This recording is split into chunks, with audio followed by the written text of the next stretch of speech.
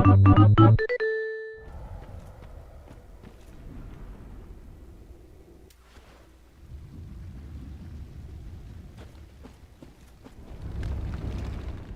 common theme when designing tabletop and video game RPGs is knowing how to teach a player when they're outmatched, when a threat you've presented is just too much for them to handle. This isn't something you will come across in every game, mind you, but one that is quite common in your open world experiences like Dragon's Dogma and The Witcher, and also very common in Souls-like titles like Dark Souls and Bloodborne. Now, while our brains are hardwired to label these as difficult encounters, that's genuinely not the best word I find to describe them. Difficult implies doable, demanding great exertion and effort on the part of the player, but certainly doable. The encounters I'm talking about today are more of a roadblock, a dynamic way of putting a barrier in front of the player and saying you're not ready to be here yet.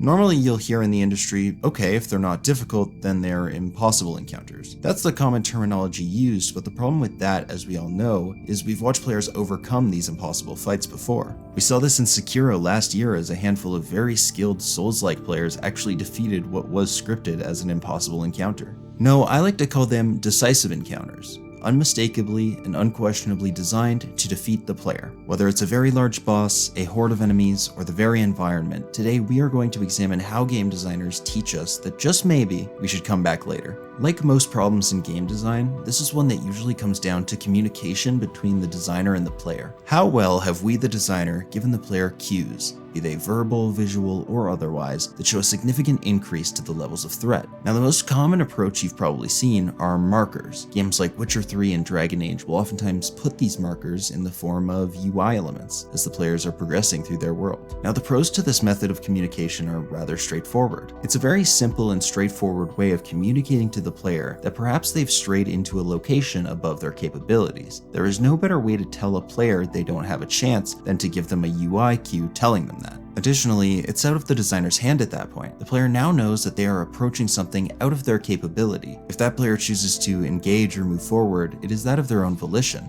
And sometimes they will understand they are attempting the impossible. Of course, this tool's effectiveness is not without its downsides. Such an effective communication tool unfortunately takes away from immersion. Without even interacting with the creature or potentially experiencing the encounter, the player already knows to avoid it. This takes away some potential experiences your game has to offer. A player might never attempt to fight a creature, eliminating the possibility of creating those legendary impossible victories like the one in Sekiro, or in fact, they might never fail, which is a big part of video games. So what happens if we forego the UI element, but keep the visual cue? Let's have the threat make an intimidating entrance, a spine-chilling or unnerving entrance perhaps. This is another common method. Most notably, Dark Souls and Dragon's Dogma prefer this formula. They have the designers have their threats make a grand entrance to intimidate, and it's the player's job to foresee their strength comparable to that which is being displayed, how much of a chance they really have before this thing kicks off. Now, as you can expect, this is great for immersion. The player is truly in the shoes of the character, and like when faced with a threat in real life, they are forced to use their own perception and awareness of the situation to come to their decision. Can I beat this thing? This allows for the decisive encounter to grow very organically, whether it's the first hit of a creature that drops them to their lowest possible health, or as the fury of blows that have been leaving a path of carnage in other encounters barely scratch the surface of this new one. Players will understand in this encounter by experiencing it how much of a shot they really have. At least that's the hope. You see, this comes at the sacrifice of clarity. You see, the only way a player is going to understand that this is a decisive encounter is if they perceive or experience it, and even then, it's not guaranteed. Sometimes, without a designer straight up telling a player that something is nearly impossible, they will try and try and try, and because you didn't straight up tell them they were attempting such a feat, they might blame the game's design, claim it unbalanced, or maybe even stop playing.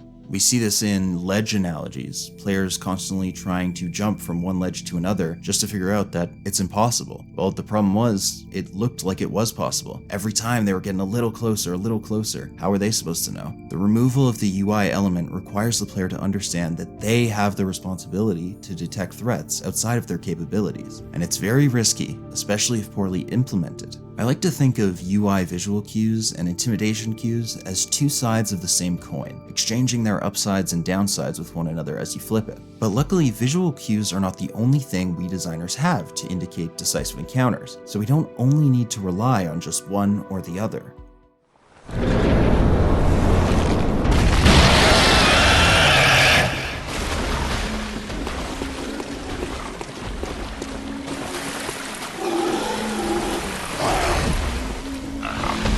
Audio cues are sometimes disregarded, but never underestimate the power of good audio, least of all when you're trying to convey feelings or understanding to the player. The terrifying roll of a boulder or the ear-shattering roar of a dragon. The human body is designed to respond to audio cues differently than visual ones. Audio is our last line of defense when our eyes are closed, and it's very sharp. And as designers, we can use audio to convey a variety of things, most notably danger. But the interesting capability we have with audio is distance, whereas sight oftentimes is very limited to how our camera system works or our environment is structured. Sound can come from anywhere. It can be right when you're in the creature's face, or the minute you enter a new area, or even an NPC tells you about how truly terrifying a creature is 3 towns over. Sound is a tool that can present or indicate threat anywhere, and it's for that reason it is almost always an accessory tool to one of the aforementioned visual ones we just talked about. It might preempt our UI elements, or certainly accompany an intimidating entrance.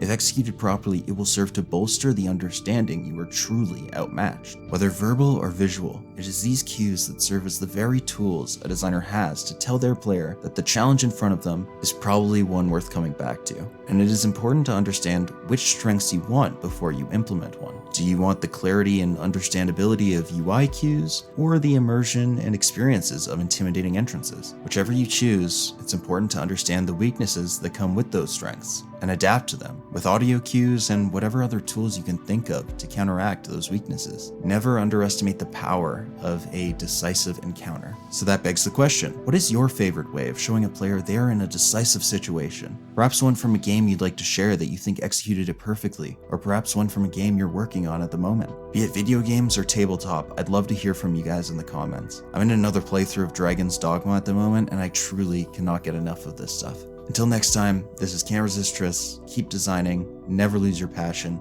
and I will see you guys in the next game design talk. Bye guys.